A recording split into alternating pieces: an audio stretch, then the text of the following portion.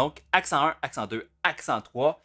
Ici, ce qui est important, c'est de faire une grosse différence dans nos dynamiques. Donc, les accents, on les fait très forts, les pas d'accent, on les fait très doux. Parce que qu'est-ce qui arrive, dans le fond, dans des conditions live, quand on joue dans une salle, dans un bar, peu importe, si on ne fait pas des dynamiques très exagérées, on les entend plus au bout de la salle. Okay? Donc, si je fais ça comme ça,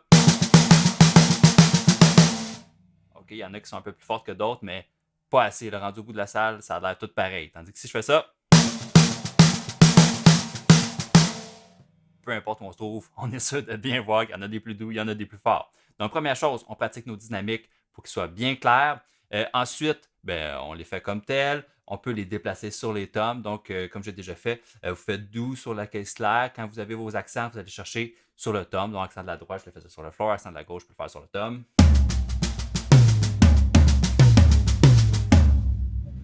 Après ça, je peux me déplacer un peu comme que je veux.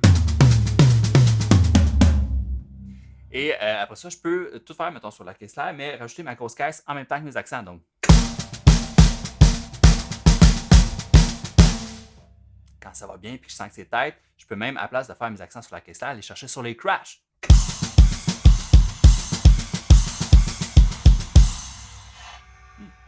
Intéressant. Puis, après ça, dans le fond, là, vous voyez, j'alternais tout le temps. Je faisais droite, gauche, droite, gauche, droite, gauche, droite, gauche, peu importe. Après ça, ce que je peux faire, c'est plus alterner. Dans le fond, je fais juste mes accents, par exemple, de la droite, puis mes pas d'accent, je les fais de la gauche. Donc,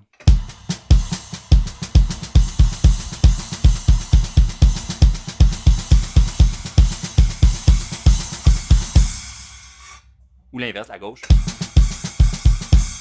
Peu importe. Donc, après ça, là, je l'ai fait de la droite, je l'ai fait de la gauche, je l'ai fait alterner, je l'ai fait pas alterner. Je pourrais aussi faire en sorte que mes accents, je les fais juste de la grosse caisse, puis mes pas d'accent, je les fais de la caisse claire. Donc,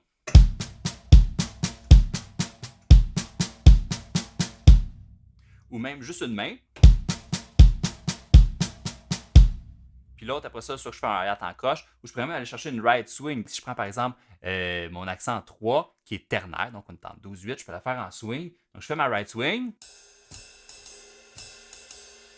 Puis en dessous de ça, dans le fond, qu'est-ce qui est accentué, je le fais sur la grosse caisse. Qu'est-ce qui n'est pas accentué, je le fais sur la caisse claire. Puis ma right swing par-dessus. Exemple, prenons le D dans accent 3 qui va faire avec ma right.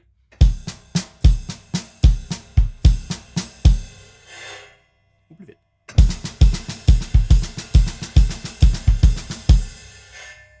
Voilà, donc je peux faire avec n'importe quel numéro dans cette page-là en swing. Je pourrais chercher la place avec un hi-hat ou la main gauche, plein d'affaires. Donc, essayez de faire, trouver des idées. Exemple, tout doux sur le tom, puis les accents sur la droite, le floor, la gauche, le tom en haut. Donc.